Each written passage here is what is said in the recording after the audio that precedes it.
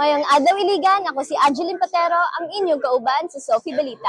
Aniya kita karon sa auditorium sa Iligan City National High School alang sa Bagong Pilipinas Youth Forum nga gipanguluhan sa Philippine Information Agency, Northern Mindanao.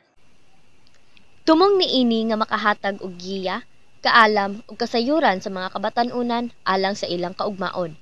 Gipanguluhan sa Department of Labor and Employment, Lanao del Norte, ang diskusyon sa Careers 101, Skills, Choices and Opportunities nga naghatag giya sa pagpili sa mga estudyante sa husto nga karera base sa ilang abilidad, interes ug demand sa trabaho.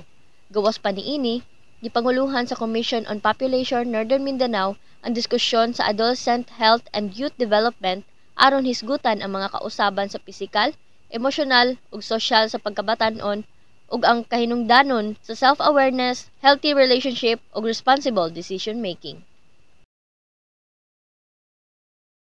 Gikan diri sa Iligan City, ako si Angeline Patero sa Philippine Information Agency, Iligan and Lanao del Norte, nagdala sa istorya sa katawhan para sa katawhan.